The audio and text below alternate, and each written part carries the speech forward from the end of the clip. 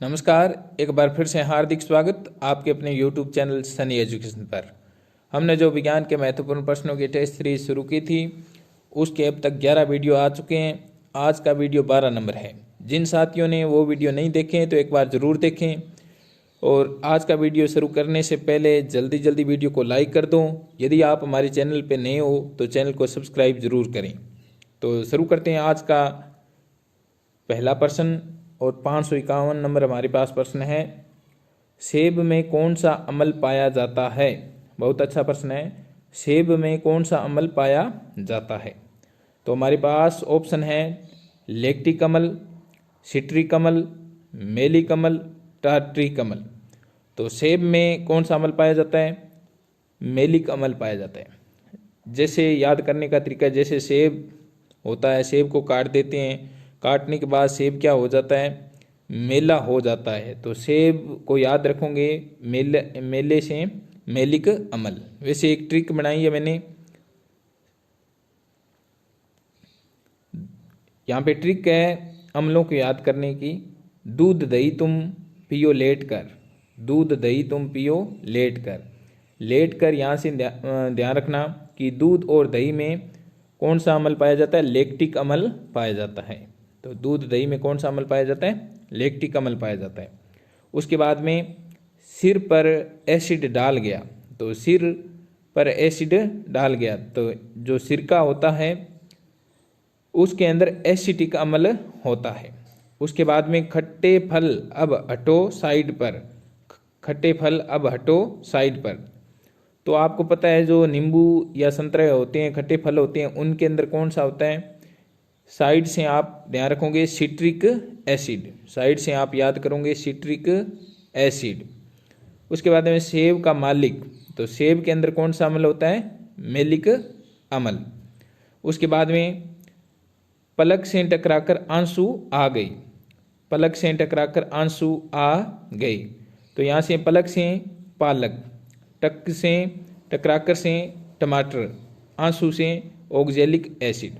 तो टमाटर में कौन सा, पालक और टमाटर में कौन सा अम्ल पाया जाता है, ऑक्जेलिक एसिड।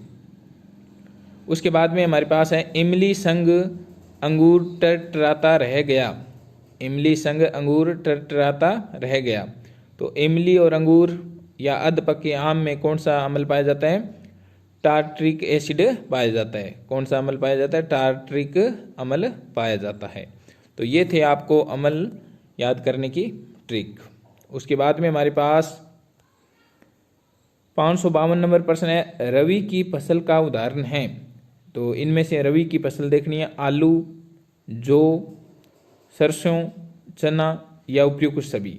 तो ऑप्शन हमारे पास हो जाएगा उपयुक्त सभी। ये सभी की सभी क्या है, रवि की फसल है। तो रवि की फसलों को याद करने की ट्रिक है हमारे पास, आज सच में दाल राई ने असली गेम खेला है। तो हमारे पास ट्रिक है, आज सच में दाल राई ने असली गेम खेला है। तो यहाँ पे आ से आप आलू, जैसे जो, जई। उसके बाद में सै से सरसों, जै से चना, दाल फिर राई।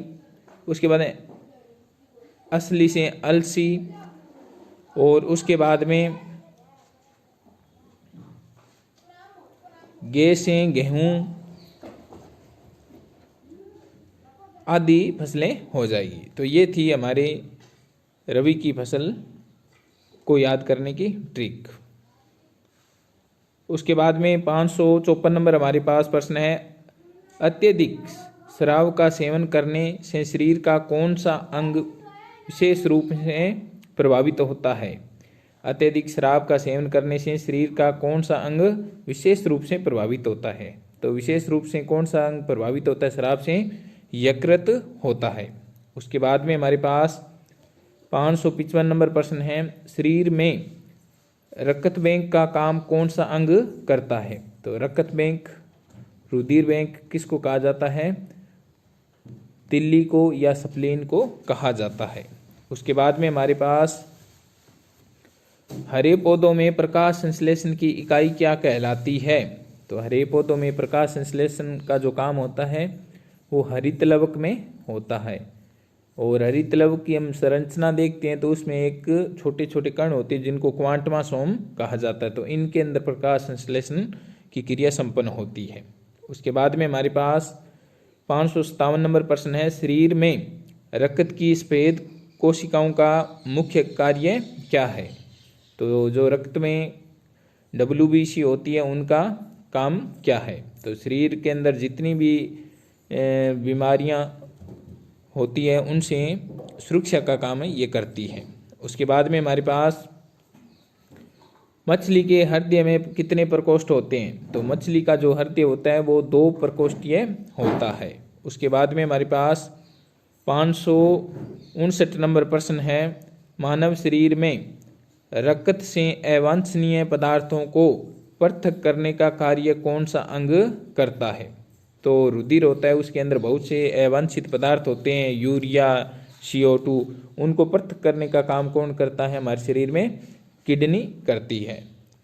उसके बाद में 560 नंबर हमारे पास प्रश्न है, प्रकृति में सबसे अधिक मात्रा में पाए जाने वाला कार्बनिक यौगिक कौन सा है? तो सबसे अधिक मात्रा में पाए जाने वाला कार्बनिक यौगिक कौन सा है? हमारे पास ऑप्शन है सेलुलोज, स्टार्च, प्रोटीन, वसा। तो सबसे अधिक मात्रा में सेलुलोज पाया जाता है। उसके बाद में 561 नंबर प्रश्न है हमारे पास, डोलोमाइट CaCO3 किसका अयस्क है? तो डोलोमाइट जो अयस्क होता है वो किसका होता है? मैग्नीशियम का होता है। उसके बाद में 562 नंबर हमारे पास प्रश्न है, खट्टे फलों में कौन सा विटामिन पाया जाता है? तो खट्टे फलों में आपको सबको पता है कि विटामिन C खट्टे फलों में पाया जाता है।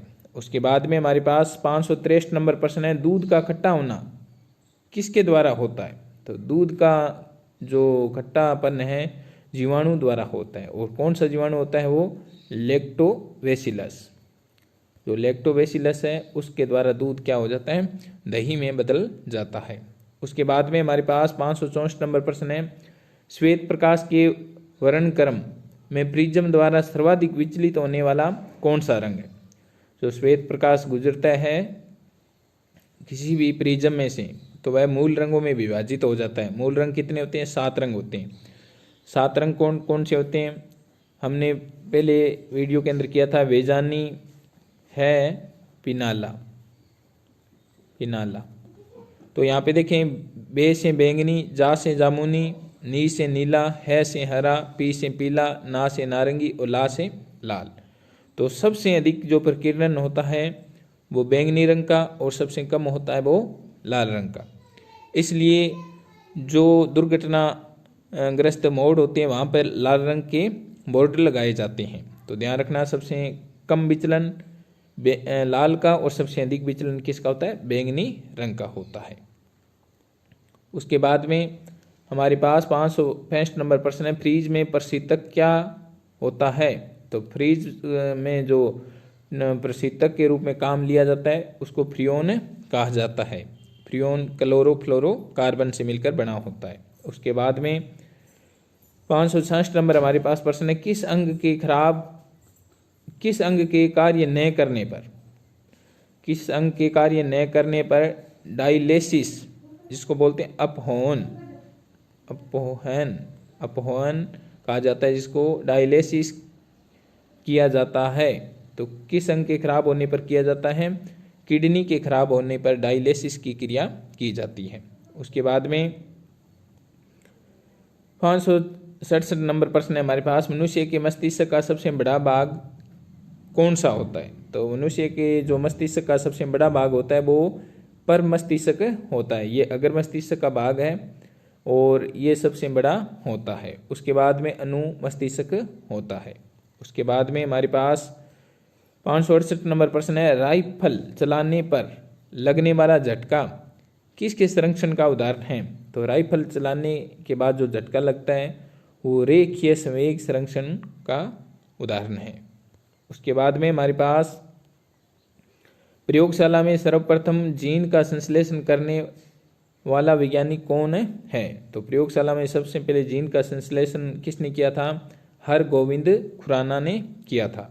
उसके बाद में हमारे पास 570 नंबर प्रश्न है, अम्ल व क्षार के विलयन होते हैं, विद्युत के सुचालक होते हैं। अम्ल और जो क्षार के विलयन है वो विद्युत के सुचालक होते हैं। उसके बाद में हमारे पास 571 नंबर प्रश्न, पीएच किन आयनों की सांद्रता का ऋणात्मक लघु गुणक होती है? तो पीएच किन आयनों की सांद्रता का ऋणात्मक लघु गुणक होती है? H+। जो पीएच होती है इस प्रकार से एक पैमाना होता है। 0 से लेकर 7 तक यह मान बताएगा तो वह क्या होंगे? अम्लीय पदार्थ होंगे। यदि वो 7 से लेकर 14 तक मान बताता है तो वे पदार्थ क्या होंगे? क्षारीय होंगे। तो पीएच मान जो ऋणात्मक लघु गुणक बताती है वो किसकी? हाइड्रोजन प्लस की बताती है। उसके बाद में हमारे पास 572 नंबर प्रश्न, हमारे उदर में भोजन की पाचन क्रिया किस माध्यम में होती है? तो हमारे जो उदर से अर्थ है अमाशय। अमाशय में एक अम्ल होता है, एकमात्र अम्ल बनता है जिसको HCl कहा जाता है। HCl भोजन के माध्यम को क्या बनाता है? अम्ल होता है। तो यह माध्यम भी क्या बनाएगा? अम्लीय बनाता है। यहाँ पर HCl काम क्या करता है? भोजन को एक तो सड़ने से बचाता है और भोजन के साथ जो हानिकारक जीवाणु आते हैं उनको नष्ट करने का काम करता है। साथ में बहुत ही महत्वपूर्ण काम यह दूध को दही में बदलने का भी काम करता है। उसके बाद में हमारे पास 573 नंबर प्रश्न है, अग्निशामक यंत्र बनाने में निम्न पदार्थ का प्रयोग किया जाता है। तो अग्निशामक यंत्र बनाने में किसका प्रयोग किया जाता है? सोडियम हाइड्रोजन कार्बोनेट का प्रयोग किया जाता है। उसके बाद में हमारे पास 574 नंबर प्रश्न है, धावन सोडा होता है। धावन सोडा धोने का सोडा जिसको कहा जाता है, तो उसका कौन सा सूत्र होता है? Na2CO3.10H2O। ये क्या होता है? धावन सोडे का सूत्र होता है। उसके बाद में हमारे पास विरंजक चूर्ण को वायु में खुला रखने पर कौन सी गैस देता है या कौन सी गैस निकलती है? तो कौन सी गैस निकलती है? हाइड्रोजन गैस निकलती है। उसके बाद में हमारे पास 576 नंबर प्रश्न है, साबुन कार्य करता है। तो साबुन किस जल में काम करता है? तो साबुन मृदु जल में काम करता है। उसके बाद में हमारे पास 577 नंबर प्रश्न है, मिशेल निर्माण में हाइड्रोकार्बन पूंछ होती है। तो जो मिशेल का निर्माण होता है उस समय जो हाइड्रोकार्बन की पूंछ बनती है वो किस तरफ होती है? तो वो अंदर की तरफ होती है। उसके बाद में प्रोटॉन H+ ग्रहण करने वाले यौगिक होते हैं। जो प्रोटॉन ग्रहण करते हैं उनको क्या कहा जाता है? क्षार कहा जाता है। उसके बाद में हमारे सौरमंडल का सबसे बड़ा पिंड कौन सा है? तो हमारे सौरमंडल का मुखिया या राजा किसको कहा जाता है? सूर्य को कहा जाता है। यदि ग्रह पूछे तो बृहस्पति ग्रह सबसे बड़ा होता है। उसके बाद में 580 नंबर हमारे पास प्रश्न है, अधिक मास कितने वर्ष के अंतराल बाद आता है? तो अधिक मास जो आता है वो 2 वर्ष के बाद आता है। उसके बाद में हमारे पास 581 नंबर प्रश्न है, बहुत अच्छा प्रश्न है, ध्वनि की निर्वात में चाल होती है। जो ध्वनि होती है उसकी निर्वात में चाल क्या होती है? ऑप्शन है हमारे पास बहुत अधिक 330 मीटर प्रति सेकंड। 3 नंबर ऑप्शन 3 × 10⁸ मीटर प्रति सेकंड। उसके बाद में ध्वनि निर्वात में नहीं चल सकती, तो ध्वनि निर्वात में नहीं चलती। उसके बाद में 582 नंबर प्रश्न है, दो द्रव्यमानों के बीच की दूरी दुगनी करने पर द्रव्यमानों के बीच गुरुत्वाकर्षण बल पर क्या प्रभाव पड़ेगा? यदि दो द्रव्यमानों के बीच की दूरी दुगनी कर दें तो द्रव्यमानों के बीच जो गुरुत्वीय बल होगा वो 4 गुना हो जाएगा। उसके बाद में हमारे पास 583 नंबर प्रश्न है, किसी वस्तु का संवेग निर्भर करता है। तो संवेग होता है वो किस में निर्भर करता है? ऑप्शन है हमारे पास वस्तु के द्रव्यमान पर, वस्तु के विस्थापन पर, विस्थापन में लगे समय पर, या उपयुक्त सभी पर। तो संवेग इन सभी पर निर्भर करता है। उसके बाद में हमारे पास 584 नंबर प्रश्न है, पौधों को जो जल प्राप्त होता वह है। जो पौधे होते हैं भूमि से जल प्राप्त करते हैं, तो कौन सा जल प्राप्त करते हैं पौधे? पौधे जो जल प्राप्त करते हैं भूमि से वो है केशिका जल। उसके बाद में हमारे पास 585 नंबर प्रश्न है, बीजांड स्थित होते हैं। तो बीजांड कहाँ पे पाए जाते हैं? बीजांड पुष्प के अंडाशय में पाए जाते हैं। उसके बाद में हमारे पास प्रश्न, पादपों की उपापचय क्रिया मुख्यतः आधारित है। तो पादपों की जो उपापचय क्रिया होती है वो किस पे आधारित होती है? कार्बोहाइड्रेट पर आधारित होती है। उसके बाद में हमारे पास जलरंध्र पाए जाते हैं। तो जलरंध्र कहाँ पाए जाते हैं? ऑप्शन है जड़ में, तने में, पत्ती में, फूल में। तो कहाँ पाए जाते हैं जलरंध्र? पत्ती में पाए जाते हैं। उसके बाद में राइजोपस में जनन की प्रमुख विधि है। जो राइजोपस होता है उसमें जनन की प्रमुख विधि कौन सी होती है? हमारे पास ऑप्शन द्विविखंडन द्वारा। उसके बाद में हमारे पास मुकुलन द्वारा, बीजाणु जनन द्वारा या बहुविखंडन द्वारा। तो राइजोपस में बीजाणु जनन के द्वारा जनन होता है। उसके बाद में विखंडन का प्रमुख उदाहरण है। तो विखंडन का प्रमुख उदाहरण कौन सा है? विखंडन स्पाइरोगायरा। स्पाइरोगायरा किसका उदाहरण है? विखंडन का उदाहरण है। ये रीट 2018 के अंदर प्रश्न पूछा गया था। उसके बाद में हमारे पास प्रकृति में पाई जाने वाली सबसे मीठी कृत्रिम रासायनिक शर्करा है। तो प्राकृतिक पूछे तो फ्रक्टोज होती है, ध्यान रखना, फ्रक्टोज। और कृत्रिम सबसे मीठी पूछे तो ये होती है सेकेरिन।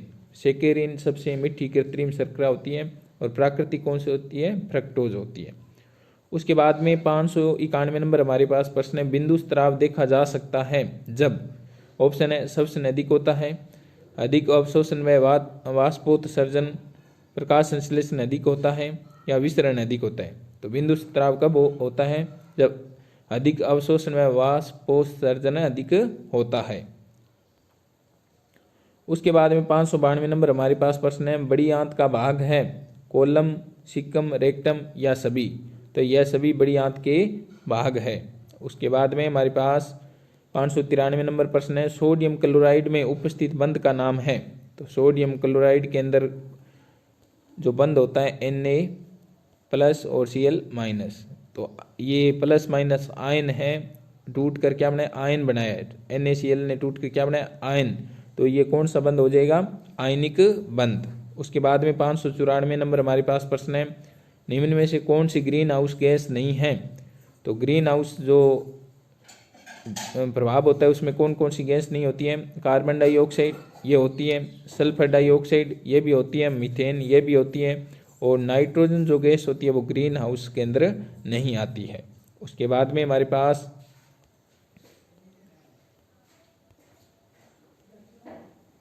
595 नंबर प्रश्न, वायु का वेग बढ़ने से वायु का दाब क्या होता है? जब वायु का वेग बढ़ जाता है तो वायु के दाब में क्या प्रभाव पड़ता है? ऑप्शन बढ़ जाता है या दाब घट जाता है या कोई परिवर्तन नहीं होता या दुगना हो जाता है। तो वायु का वेग बढ़ने से वायु का दाब क्या हो जाता है? घट जाता है। उसके बाद में हमारे पास 596 नंबर प्रश्न है, 0 डिग्री सेल्सियस पर वायु में ध्वनि की चाल होती है। तो 596 नंबर बहुत अच्छा प्रश्न है, 0 डिग्री सेल्सियस पर वायु में ध्वनि की चाल होती है। तो क्या होती है? ऑप्शन है हमारे पास 350 मीटर प्रति सेकंड, 200 मीटर प्रति सेकंड, 400 मीटर प्रति सेकंड, या 4 नंबर ऑप्शन है 331 मीटर प्रति सेकंड।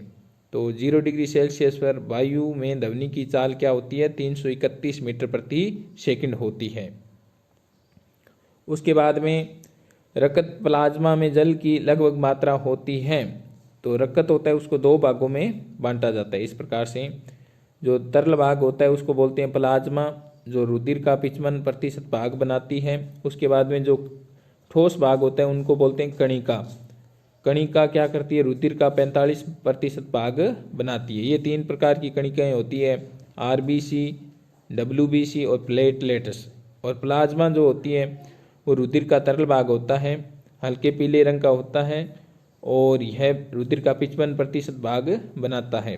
तो यह इसमें 70% क्या पाया जाता है, जल पाया जाता है। उसके बाद में हमारे पास 598 नंबर प्रश्न है, एक लिंगी पुष्प है। बहुत अच्छा प्रश्न है, एक लिंगी पुष्प है। तो एक लिंगी पुष्प का उदाहरण यहाँ पे हो जाएगा हमारे पास, ऑप्शन है मक्का, 2 नंबर सरसों, 3 नंबर गुलाब और 4 नंबर पिटूनिया। तो जो मक्का होता है वो क्या होता है, एक लिंगी पुष्प होता है। उसके बाद में 599 नंबर हमारे पास प्रश्न है, द्विलिंगी पुष्प है। बहुत अच्छा प्रश्न है, द्विलिंगी पुष्प है। तो द्विलिंगी कौन सा पुष्प है हमारे पास, ऑप्शन है पपीता, 2 नंबर मक्का, 3 नंबर ककड़ी और 4 नंबर सरसों। तो द्विलिंगी पुष्प कौन सा होता है, सरसों होता है। उसके बाद में हमारे पास आज के वीडियो का लास्ट प्रश्न है, 600 नंबर प्रश्न है, नर और मादा युग्मक के संयोजन को कहते हैं। जैसे नर का तो मान लेते हैं शुक्राणु, इसको बोलते हैं युग्मक, और जो मादा का होता है वो होता है अंडाणु।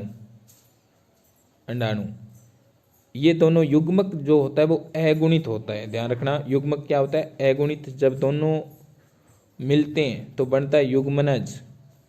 ये क्या होता है, द्विगुणित होता है। और इस प्रकार शुक्राणु व अंडाणु का मिलना और मिलकर युग्मनज का निर्माण होना ही क्या कहलाता है, निषेचन कहलाता है। तो ये था आज का वीडियो कैसा लगा कमेंट बॉक्स में ज़रूर बताएं। वीडियो पसंद आए तो वीडियो को लाइक करें, अपने मित्रों में शेयर करो और चैनल को सब्सक्राइब ज़रूर करें। इसकी PDF प्राप्त करने के लिए हमारे टेलीग्राम चैनल को ज्वाइन करें।